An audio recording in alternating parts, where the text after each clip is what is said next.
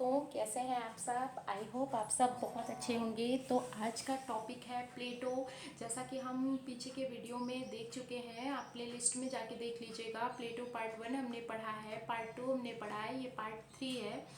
तो देखते हैं वीडियो में प्लेटो के विषय में आगे। और अगर आपको ये वीडियो पसंद आए तो इसको ज़्यादा से ज़्यादा आगे बढ़ाइएगा, शेयर करिएगा, जिससे ज़्यादा से ज़्यादा लोग इसको देख सकें।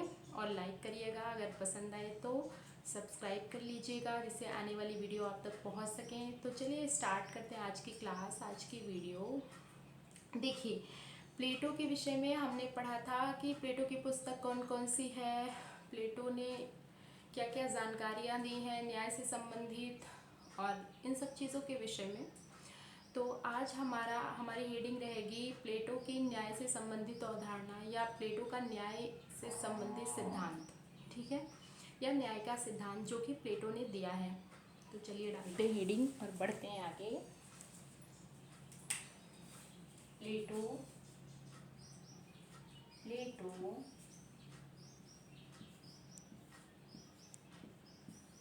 का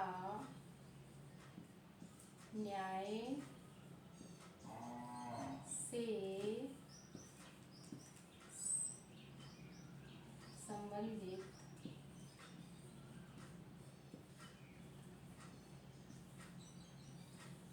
सिद्धांत क्या है?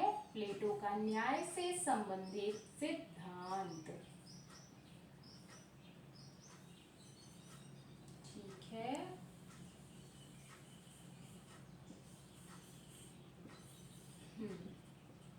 चलिए देखते हैं इसके अंतर्गत।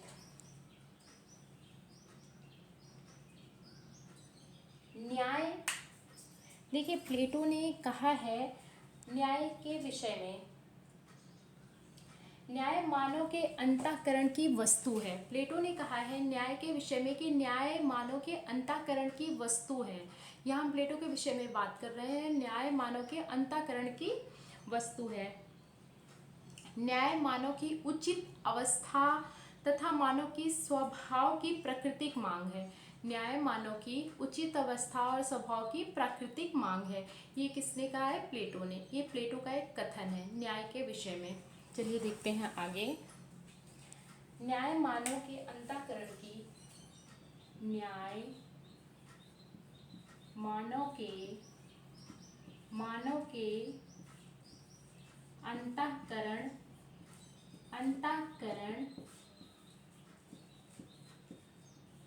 की वस्तु है। न्याय मानव के अंतःकरण की वस्तु है। ये किसने कहा है? प्लेटो ने। न्याय मानव आत्मा की उचित अवस्था तथा न्याय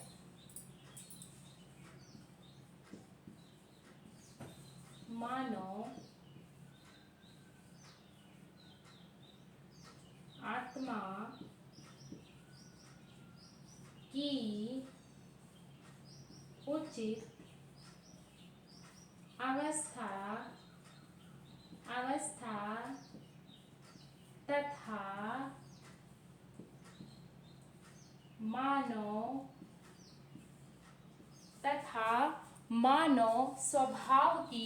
मानव स्वभाव की प्राकृतिक मांग है। क्या है? मांग है।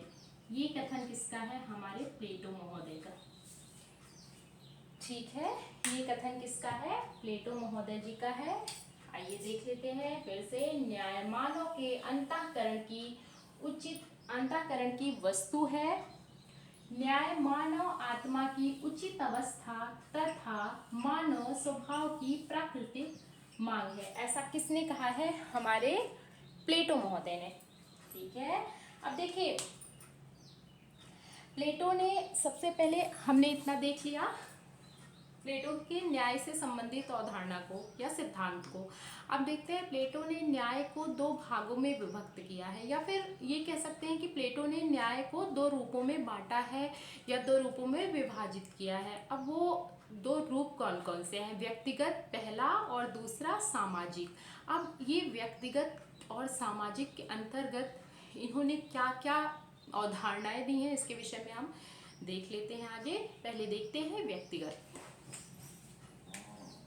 इसको इरेज कर लेते हैं। इरेज करने के बाद बढ़ते हैं आगे। तो चलिए पहले देख लेते हैं व्यक्तिगत।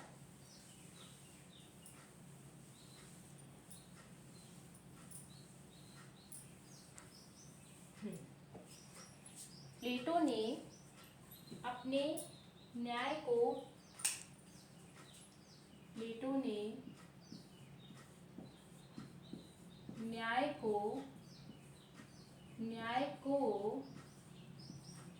दो रूपों में विभाजित किया है।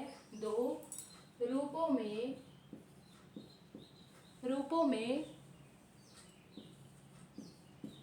विभाजित किया है।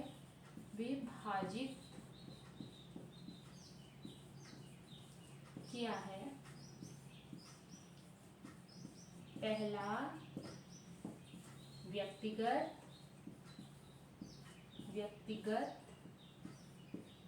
और दूसरा सामाजिक।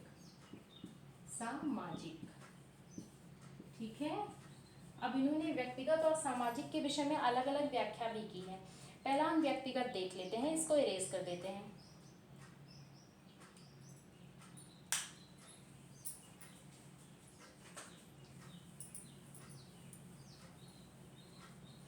पहला देखते हैं व्यक्तिगत, हेडिंग डालते हैं व्यक्तिगत।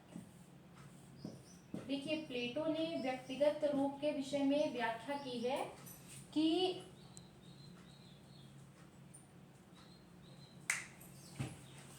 प्लेटो ने कहा है मानवीय आत्मा में 3 प्रकार के तत्व विद्यमान हैं, या नैसर्गिक रूप में 3 प्रकार के तत्व विद्यमान हैं। ठीक है, ये प्लेटो के अनुसार है। देखिए हम व्याख्या करते हैं।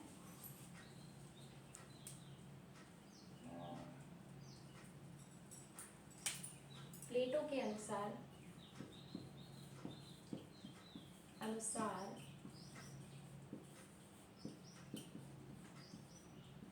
मानवीय आत्मा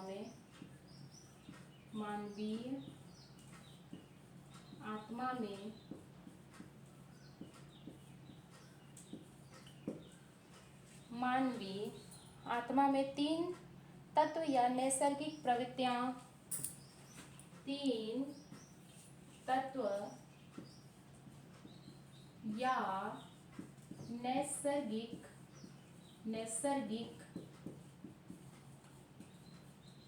प्रवृत्तियां विद्यमान है। ठीक है, 3 तत्व या नैसर्गिक प्रवृत्तियां विद्यमान है। प्लेटो ने कहा है व्यक्तिगत रूप में कि मानवीय आत्मा में 3 तत्व या नैसर्गिक प्रवृत्तियां क्या है? विद्यमान है। अब वो 3 तत्व और नैसर्गिक प्रवृत्तियां कौन कौन सी हैं? प्लेटो के अनुसार वो 3 तत्व और नैसर्गिक प्रवृत्तियां कौन कौन सी हैं? साहस, विवेक और तृष्णा। अब उसकी व्याख्या कर लेते हैं इन तीनों प्रवृत्तियों की। देखिए इसको इरेज करते हैं। कौन कौन सी है? पहली प्रवृत्ति विवेक, दूसरी साहस, ये प्लेटो ने बताया है। ठीक है, साहस। तीसरी तृष्णा। ठीक है, विवेक, साहस और तृष्णा। पहली प्रवृत्ति विवेक, दूसरी प्रवृत्ति साहस, तीसरी प्रवृत्ति तृष्णा। विवेक, साहस और तृष्णा, ये तीनों गुण जब मानव मस्तिष्क में उचित अनुपात में, प्लेटो कहते हैं कि विवेक, साहस और तृष्णा, ये तीनों गुण जब मानव आत्मा में एक निश्चित अनुपात में, निश्चित बैलेंस में रहते हैं या निश्चित अनुपात में रहते हैं, ये तीनों विवेक, साहस और तृष्णा, तो चीजें ठीक ठाक चलती हैं।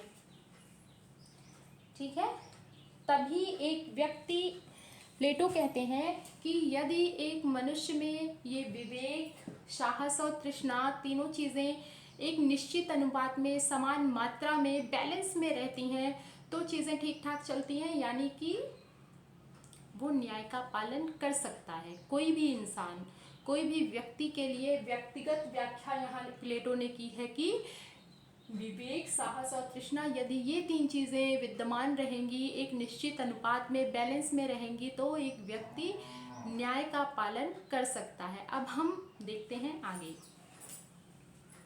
इसको कर लेते हैं एरेज। ठीक है, देखते हैं आगे। अभी हमने पढ़ा था व्यक्तिगत न्याय और सामाजिक न्याय।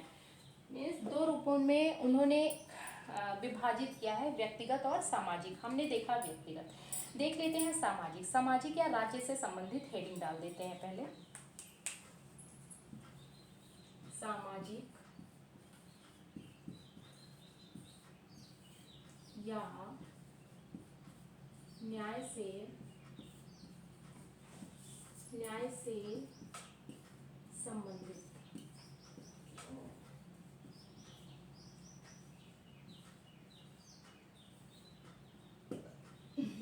भाई देखते हैं सामाजिक या न्याय से संबंधित इन्होंने क्या कहा है। प्लेटो सामाजिक या राज्य के संबंध में न्याय का प्रतिपादन करता है। इसके अनुसार प्लेटो सामाजिक न्याय के विषय में कहता है, प्लेटो सामाजिक न्याय के विषय में कहता है, व्याख्या करता है। हम देख लेते हैं आगे। राज्य मानव मस्तिष्क का व्यापक रूप है। राज्य मानव मस्तिष्क का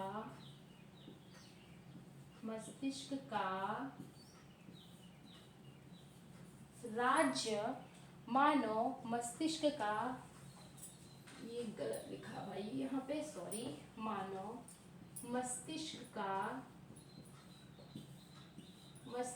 का व्यापक रूप है। व्यापक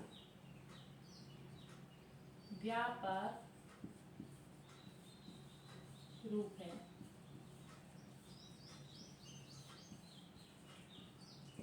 न्याय मानव मस्तिष्क का एक व्यापक रूप है। ये किसने कहा है? प्लेटो महोदय ने सामाजिक न्याय के अंतर्गत। राज्य बलूत के वृक्ष अथवा चट्टानों से नहीं निकलते हैं, अपितु उन लोगों के मस्तिष्क और चरित्र का परिणाम है जो इसमें निवास करते हैं।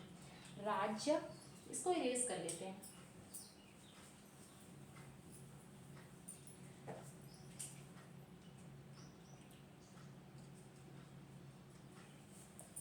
राज्य मानव, देखिए प्लेटो ने कहा है राज्य बलूत के वृक्ष अथवा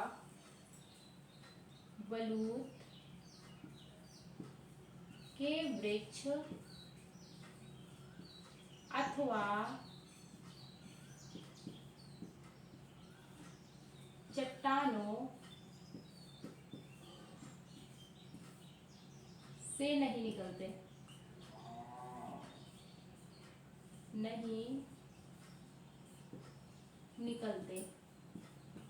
बलूत की चट्टानों से नहीं निकलते। किसने कहा है? प्लेटो महोदय ने राज्य बलूत के वृक्ष अथवा चट्टानों से नहीं निकलते, अपितु उन लोगों के मस्तिष्क, उन लोगों के मस्तिष्क, अपितु उन लोगों के मस्तिष्क और चरित्र का परिणाम है, और चरित्र का परिणाम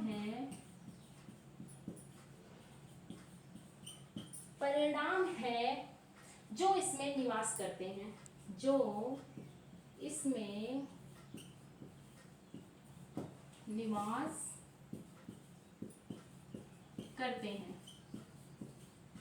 करते हैं। ठीक है, हाँ जी, ये प्लेटो ने कहा है। जिस प्रकार व्यक्ति के अंदर इतना देख लेते हैं। इसके आगे देखते हैं, जिस प्रकार से व्यक्ति के अंदर 3 तत्व या 3 गुण विद्यमान हैं, जिस प्रकार से व्यक्ति के अंदर, प्लेटो महोदय कहते हैं, जिस प्रकार से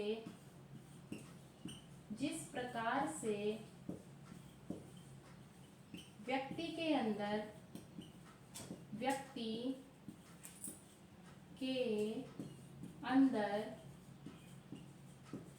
3 तत्व या 3 गुण, ये 3 तत्व या 3 गुण की बात हो रही है जो हमने व्यक्तिगत न्याय में पढ़ा है। कौन कौन से? विवेक, साहस और तृष्णा, उसके विषय में यहाँ बात हो रही है सामाजिक न्याय में। जिस प्रकार से विवेक, तृष्णा और साहस, ये 3 तत्व गुण विद्यमान हैं।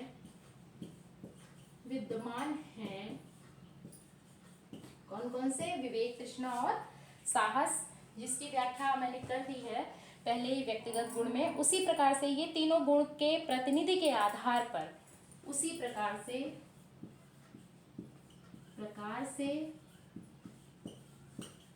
ये 3 गुण या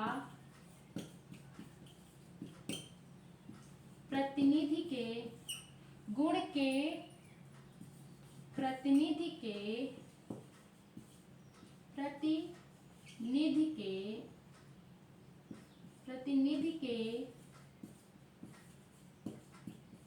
आधार पर, वीडियो लंबी हो रही है लग रहा है, लेकिन देख लीजिए, आधार पर आज ये टॉपिक में थोड़ा ये पॉइंट एंड कर देते हैं, बाकी का आगे देखेंगे पार्ट 4 में। हाँ, तो आधार पर राज्य के 3 वर्ग होते हैं। राज्य के 3 वर्ग होते हैं। देखिए, जैसे ही व्यक्तिगत न्याय में 3 तत्व विद्यमान थे, कौन कौन से? साहस, तृष्णा और विवेक। वैसे ही सामाजिक न्याय में इन्हीं गुणों के आधार पर, विवेक, तृष्णा और साहस के आधार पर, प्रतिनिधि के आधार पर 3 वर्ग होते हैं राज्य के। अब देख लेते हैं वो वर्ग कौन कौन से हैं। इसको इरेज कर देते हैं। देखिए, जिस प्रकार से व्यक्तिगत न्याय में 3 गुण विद्यमान थे, साहस, तृष्णा और विवेक, उसी प्रकार से सामाजिक न्याय में उसके प्रतिनिधि के आधार पर राज्य के 3 वर्ग होते हैं। कौन कौन से? ये हम देख लेते हैं। तो चलिए बढ़ते हैं आगे। सबसे पहले देखिए, समाज के बारे में बात हो रही है। समाज कैसा है, क्या है, समाज के विषय में बात हो रही है। तो इसमें शासक, सैनिक और उत्पादक वर्ग। तो चलिए अब शासक, सैनिक और उत्पादक वर्ग की हम व्याख्या कर लेते हैं, लिख लेते हैं। पहले यहाँ नोट डाउन कर देते हैं। शासक, सैनिक और उत्पादक वर्ग। ठीक है, शासक, सैनिक और उत्पादक वर्ग, ये देख लेते हैं। अब ये शासक, सैनिक और उत्पादक वर्ग की व्याख्या कर लेते हैं भाई। ठीक है, देखिए, शासक में किसकी प्रधानता रहेगी? जो सैन्य संचालन कर सके। ठीक है, शासक में सैन्य संचालन कर सके। और सैनिक वर्ग में साहस की जरूरत होती है, आवश्यकता होती है। उत्पादक में तृष्णा, आर्थिक आवश्यकताओं की पूर्ति। शासक में सैन्य संचालन, शासक वर्ग में यही होता है कि वो शासन संचालन कर सके। शासन संचालन, ठीक है, ये अति आवश्यक है एक राजा के लिए, या प्रशासन को चला सके। सैनिक वर्ग में साहस, धैर्य, वीरता इत्यादि चीजों की आवश्यकता होती है। उत्पादक वर्ग में आर्थिक आवश्यकता की पूर्ति, आर्थिक आवश्यकता की पूर्ति। ठीक है, तो व्यक्तिगत न्याय में हमने देखा विवेक, साहस, तृष्णा किसने बताया था? प्लेटो महोदय ने कहा था। व्यक्तिगत न्याय में हमने देखा अभी विवेक, साहस और तृष्णा, और सामाजिक न्याय में इसी के आधार पर विवेक, साहस और तृष्णा के आधार पर, प्रतिनिधि के आधार पर राज्य के 3 वर्ग बताए हैं, शासक, सैनिक और उत्पादक वर्ग, प्लेटो महोदय ने। तो शासक यहाँ व्याख्या की गई है। शासक में प्रशासन शासन का संचालन करने की योग्यता होनी चाहिए। और जैसा कि अभी व्याख्या की गई सैनिक में, तो सैनिक में साहस होना चाहिए, दृढ़ता होनी चाहिए, वीरता होनी चाहिए, वीरता होनी चाहिए, है ना। उत्पादक वर्ग में आर्थिक आवश्यकताओं की पूर्ति, ये आएगा। तो आज के वीडियो में हम इतना ही देखेंगे। आगे टॉपिक हमारा प्लेटो ही रहेगा। पार्ट 4 में हम इसको कंप्लीट कर लेंगे। सारी चीज़ें तो नहीं बताई गई हैं अभी, तो ये प्लेटो का टॉपिक बहुत लेंदी है, लेकिन हमने बस मेन पॉइंट को रखा है। तो आज का वीडियो यहीं पे एंड करते हुए